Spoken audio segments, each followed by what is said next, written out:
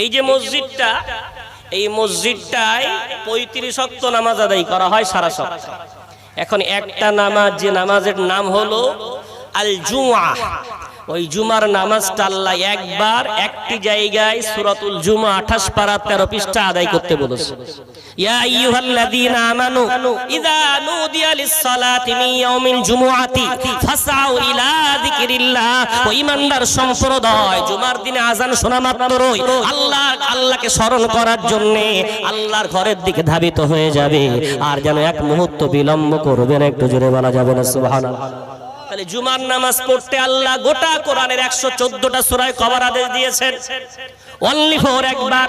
কিন্তু আল্লাহ তার পাক কোরআনে আর 34 ওয়াক্ত নামাজ আদায় করার জন্য একবার না 82 বার আদেশ দিয়েছেন। জোরে বলা যাবে না? কতবার?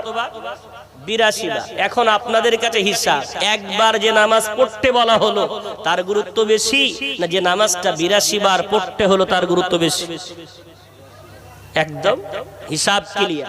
এবার আসেন ওই মসজিদ, যে মসজিদটা আজকে আপনারা বিরাট সুন্দর করে সাজিয়েছেন, ব্যথা নেন না, কষ্ট নেন না, জাতির অভাব, তাই একটু বলছি। ও ভাই বাপজি, জানেন নাকি আজকে বর্তমান সমাজ, আমার একদল যুবক ভাই, আমার সমাজের একদল মানুষ, তারা সুন্দর করে যা হোক করে পাস করলে হলো, এই চিন্তা ভাবনায় তারা কি করেছে জানেন? জুমার দিনটাতে আজকে বর্তমান সমাজের যুবকেরা, কাজকর্মীরা, তারা জুমার দিনটা ছুটি নিতে শিখেছে। ব্যবসায়ীরা ব্যবসা করতে যাবে না, কি ব্যাপার? আজকে জুমার দিন। ড্রাইভাররা গাড়ি চালাবে না, কি ব্যাপার? আজকে শুক্রবার। ব্যবসায়ীরা, চাকরিজীবীরা বিভিন্ন রকম ভাবে বাহানা করে জুমার দিনটা ছুটি নিচ্ছে। যাক, আমার তো হিংসা হয় না, আনন্দ হয়। ভালো জিনিস, জুমার দিন ছুটি নিয়েছে, কিন্তু আমার হিংসা ওখানে হয়। এই 6টা দিন কার ইবাদত করেন?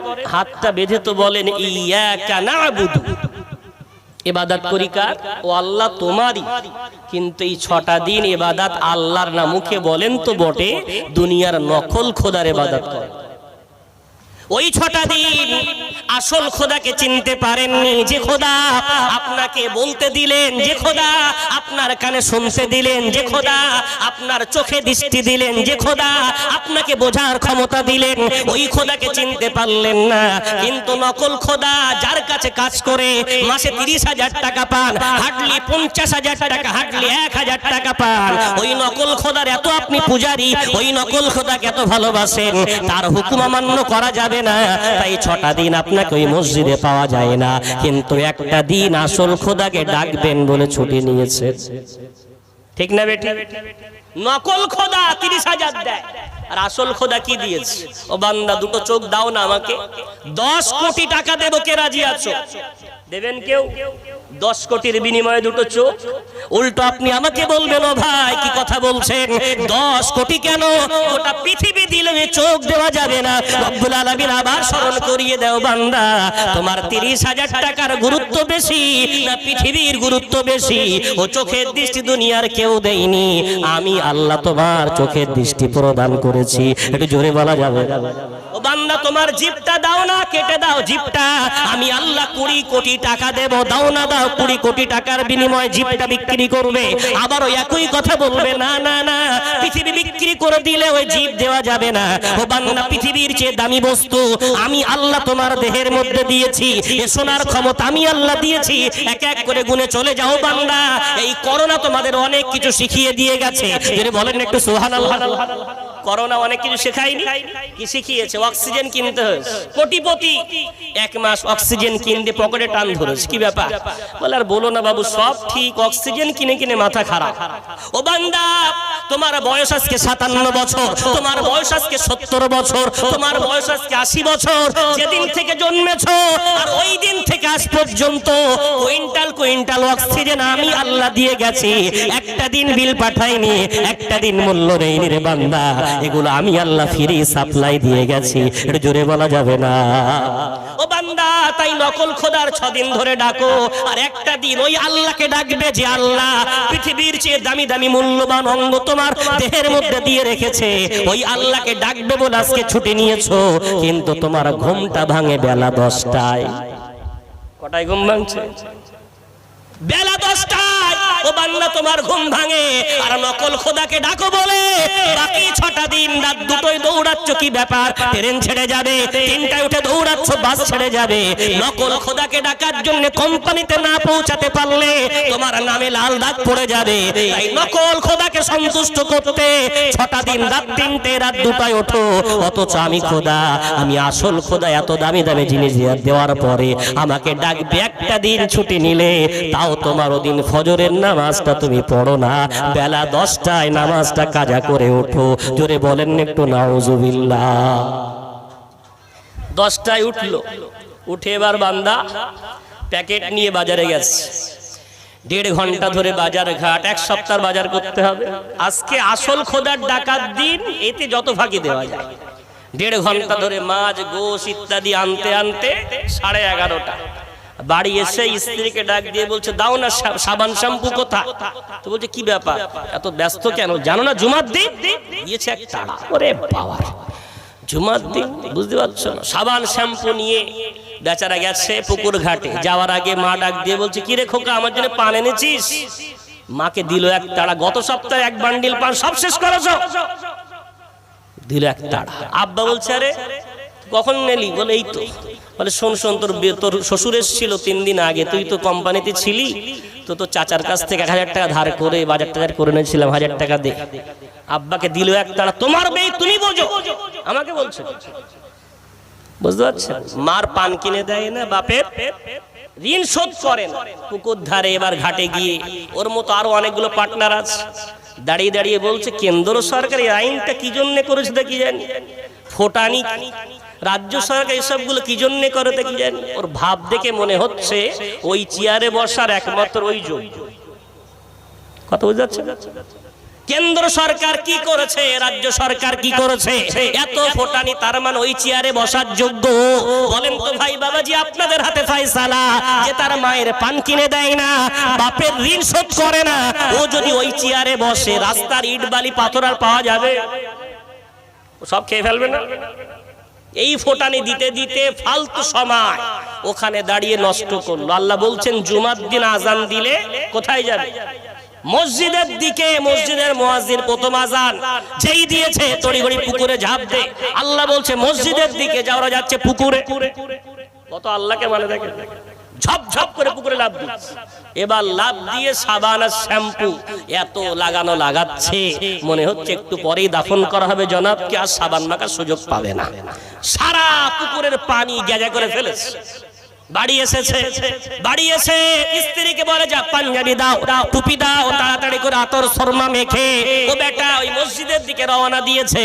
ও ভাই বাপজি, জানেন নাকি জুমার দিন আমার আল্লাহর নবী বলছেন, জুমার নামাজের অনেক আগে একজন ফারিস্তা ওই মসজিদের মেন গেটে দাঁড়িয়ে থাকে। যে বান্দা প্রথম আল্লাহর ঘরে প্রবেশ করে, তার আমলনামা একটা উট কুরবানি করার নেকি লিখে দেওয়া হয়। একটু জোরে বলা যাবে? যে বান্দা 2 নম্বরে ওই আল্লাহর ঘরে প্রবেশ করে, তার আমলনামা আমার আল্লাহর রাসূল বলছেন একটা গরু কুরবানি করার নেকি লিখে দেওয়া হয়। জোরে বলা যাবে? যে বান্দা 3 নম্বরে আল্লাহর ঘরে প্রবেশ করে, তার আমলনামা একটা ছাগল কুরবানি করার নেকি লিখে দেওয়া হয়। এই নেকি কমতে কমতে ডিম, তারপরে সদকা, এভাবে হতে হতে যখন ইমাম সাহেব মিম্বারে দাঁড়িয়ে যায় আর মুয়াজ্জিন আজান দেওয়া শুরু করে দেয়, ওই খাতাটা বন্ধ হয়ে যায়। একটু জোরে বলা যাবে না? এরপরে যারা আসবে তাদের নাম আর এন্ট্রি হবে না। ভাই বাপজি খুব সুন্দর করে বোঝে, ওই ছেলেগুলো ওরা সবার পরে এলো, তখন দ্বিতীয় আজানও শেষ, ইমাম সাহেব নামাজে দাঁড়িয়ে গেছে, প্রথম রাকাত চলতেছে, দাঁড়িয়ে দেখে ভিতরে আর জায়গা নেই, বাইরে রৌদ্রে দাঁড়িয়ে নামাজ 2 রাকাত আদায় করতে করতে সাদা চামড়া কালো হয়ে গেছে, রৌদ্রের তাপ একেবারে দেখতে একেবারে কালো কুচকুচে হয়ে গেছে। সালাম ফিরিয়ে বিরাট বড় ডায়লগ চিৎকার করে বলছে, কমিটির কাণ্ডজ্ঞান আছে না? মুসল্লি কোথায় দাঁড়াবে? একবারও ভাবে না রৌদ্রে নামাজ পড়া যায় নাকি? ও যুবক, তোমার কাছে অনুরোধ, তুমি এত বড় কথা বলো, একবারও কি ভাবলে? এই তো কিছুদিন আগে দেখলাম তোমার গ্রামে 16 পাটের টুর্নামেন্ট হচ্ছিল, উত্তপ্ত রৌদ্রে সারাদিন ধরে ওই খোলা আকাশের তলায় ফুটবল টুর্নামেন্ট দেখেছো, গায়ে একদম রৌদ্র লাগেনি, 12 ঘন্টা দাঁড়িয়ে তুমি টুর্নামেন্ট দেখেছো, তোমার পায়ে একদম ব্যথা হয়নি, অথচ 10 মিনিট জুমার নামাজ পড়তে গিয়ে তোমার এত কষ্ট শুরু হয়ে গেল। তোমার কথাটা কথাটা শুনে ইমাম সাহেবের অথবা কমিটির সেক্রেটারির মনে দুঃখ লেগেছে, তাই বলছে ঠিক আছে আমি 10,000 টাকা দেব, তুমি 2,000 দাও, তুমি 5,000 দাও, তুমি 1 বস্তা সিমেন্ট দাও, কি ব্যাপার? বলে মসজিদ 3 তলা হবে। আজকে বোয়ালঘাটার মানুষের কাছে ফয়সালা, একটু বলেন তো দেখি, ওই মসজিদে 35 ওয়াক্ত নামাজ আদায় করা হয়, মসজিদ 3 তলা হয়, 5 তলা হয়, এতে আমার হিংসা হয় না? আল্লাহর ঘর আরো উন্নত হোক, কিন্তু আমার দুঃখ এখানে আজকে 3 তলা কেন হবে? ওই 35 ওয়াক্ত নামাজের জন্য না ওই 1 ওয়াক্ত নামাজের জন্য? কার জন্য? না, একদম না। মসজিদে জুমার দিনে জায়গা হয় না, তাই মসজিদ বাড়া। আর ওক্তীয় নামাজের যা করুণ অবস্থা, যা আছে ভেঙে হাতখানা করলে ভালো হয়, ঠিক না বেটি? যা অবস্থা 34 ওয়াক্তের, এমন করুণ অবস্থা ভেঙে হাতখানা করলে ভালো হয়। আর ওই 1 ওয়াক্তের অবস্থা এত বাড়াবাড়ি, মসজিদে জায়গা হচ্ছে না, 3 তলা করতে হবে। ও ভাই, রব্বুল আলামিন আপনাকে ইবাদত করার জন্য তৈরি করলেন, সারা সপ্তাহ আপনি সেই খোদাকে চিনলেন না, একটা দিন এলেন, তারপর এত ব্যস্ততা, 2 রাকাত পড়ে দিচ্ছেন দৌড়, ঠিক না বেটি? 2 রাকাত পড়ে আর দাঁড়ানোর সময় নেই, বিরাট ব্যস্ত। ওকে জিজ্ঞাসা করেন, ও ভাই কেন জুমার নামাজ পড়তে এলে? ও বলবে ভাই জুমার নামাজ আল্লাহর হুকুম, আল্লাহর হুকুম মানা ফরজ। ঠিক আছে, আমি মেনেই নিলাম আল্লাহর হুকুম ফরজ, তাই জুমার নামাজে তুমি এলে। ও ভাই তোমার কাছে আমার বিনীত প্রশ্ন, আসরের নামাজটা কি মুস্তাহাব না নফল? তো বলছে ওটাও তো ফরজ। তো বাড়ি আজকে আছো তো, আজকে তোমার ছুটির দিন, কাজে যাও না। এই যারা জুমার নামাজে এসেছিল এরা কি সব আসরের নামাজে আসে? বলঘাটায় মাগরিবের নামাজে আসে, এশার নামাজে? ও ভাই কেন কেন? অনুরোধ হাতে ধরে নাই, পায়ে ধরে বলতে চাই, ও ভাই একটু বুঝিয়ে বলেন না, জুমার নামাজটা ফরজ তাই আদায় করলেন, আসরের নামাজটা কি মুস্তাহাব, মাগরিবের নামাজটা কি নফল, এশার নামাজটা কি মুস্তাহসান? একটা দিন তো অন্তত আল্লাহর ঘরটা ভরিয়ে দিতেন, তাহলে মসজিদটা 3 তলা হতো, মানাতো যে অন্তত একটা দিন মুসল্লিদের জায়গা দেওয়া যায় না, একটা দিন আসছে মানে ইনশাআল্লাহ আরো আসা শুরু করবে, এই আশা রেখে মসজিদটা 3 তলা হলে অনেকটা মানাতো। কিন্তু ভাই বাপজি কি করুন অবস্থা! রব্বুল আলামিন বলে, নবী মুহাম্মদ আমি আল্লাহ তোমাকে বলছি, আমার নিদর্শনাবলী ওদের সামনে বলে দাও, ব্যক্ত করে দাও, যাতে করে জাতি আমার নিয়ামত পাওয়ার পরে আমার খায় যারা আমার গায়। তাই রব্বুল আলামিন কি সুন্দর করে তার নবীকে বললেন, ও নবী আমার নিদর্শনগুলো বলে দাও, যাতে করে আমার নিয়ামত মানার পরে, জানার পরে ওরা আমার সামনে মাথাগুলো নত করে দেয়। একটু জোরে বলা যাবে না সুবহানাল্লাহ? তাহলে আজকে মাহফিলে যারা এসেছি, মনের মধ্যে দৃঢ় প্রতিজ্ঞাবদ্ধ হয়ে যান যে আমরা ইনশাআল্লাহ এমন ধোকা দেওয়া নামাজ আর পড়বো না, আমরা জুমার নামাজ পূর্ণ পড়বো, আর নকল খোদার ইবাদত করাচ্ছে আসল খোদার ইবাদতটাকে গুরুত্ব দেব। পৃথিবীর যে প্রান্তেই থাকি, আমার নবী মুহাম্মদ সাল্লাল্লাহু আলাইহি ওয়াসাল্লামের উম্মতের বড় বৈশিষ্ট্য, পৃথিবীর গোটা জায়গাগুলোকে আমার আল্লাহ উম্মতে মুহাম্মাদির জন্য নামাজ পড়ার জায়গা কবুল করেছেন। যদি বলেন একটু সুবহানাল্লাহ। প্ল্যাটফর্মেও নামাজ পড়তে পারে, এয়ারপোর্টে নামাজ পড়তে পারে, খেতে নামাজ পড়তে পারে, কর্মস্থানে নামাজ পড়তে পারেন, জায়গা পাক দাঁড়িয়ে যান, ওখানেই নামাজ আদায় হবে। যদি বলেন একটু সুবহানাল্লাহ।